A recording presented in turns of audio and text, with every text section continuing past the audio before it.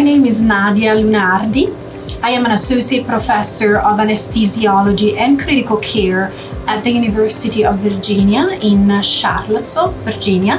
And I am a 2014 IARS Mentored Research Award recipient.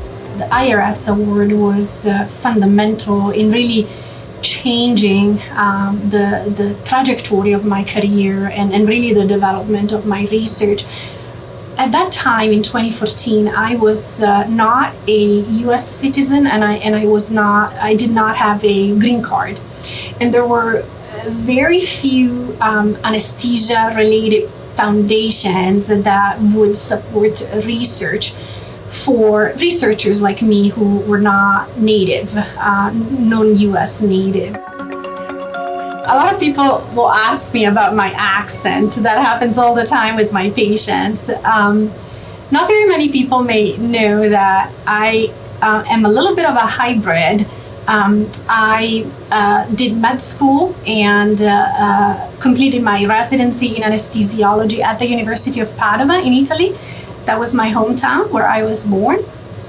And then came to the US to do some research, anesthesiology research. From the early years in med school, I was really drawn to kind of the most fundamental workings of the brain.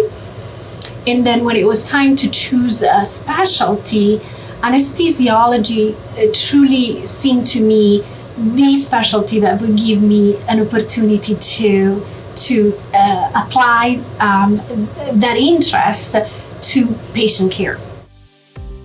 In 2014, as an assistant professor of anesthesiology at the University of Virginia School of Medicine, Dr. Nadia Lunardi was awarded the IARS Mentored Research Award for her research, Anesthesia-Induced Impairments of Developmental Synaptic Plasticity.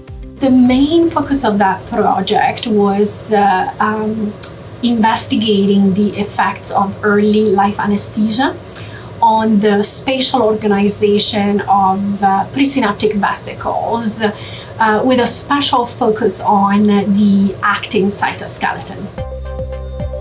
We did find that indeed there is protracted disorganization of this really tightly controlled process presynaptically. We also found that the gene expression as well as the protein levels of a number of presynaptic proteins that have to do with synaptic docking and fusion were also impaired long-term after these young rats had been exposed to anesthesia.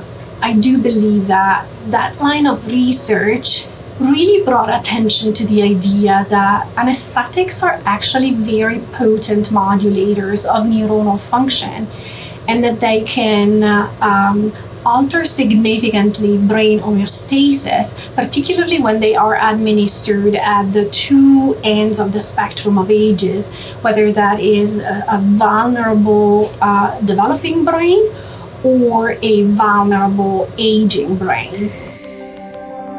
Much of my research now has drawn out of that knowledge and those skills and directed it towards studying the aging brain and the way that anesthetics can impair cognition, sleep, and other behaviors in the context, again, of aging.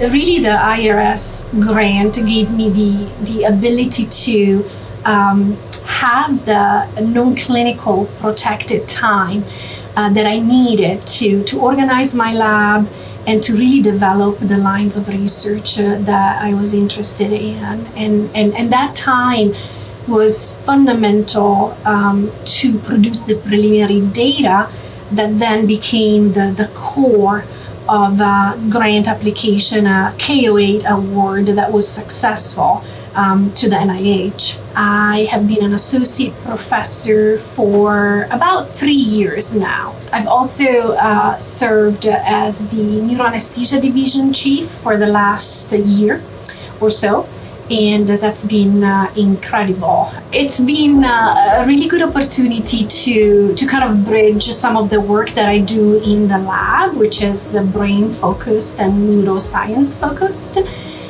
with sort of the clinical aspects of neuroanesthesia in the operating room and then in the neuro ICU.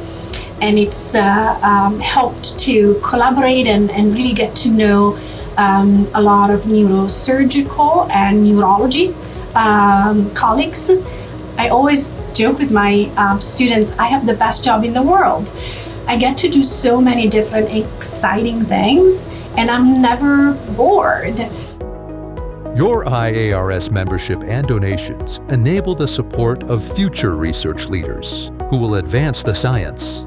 Thank you.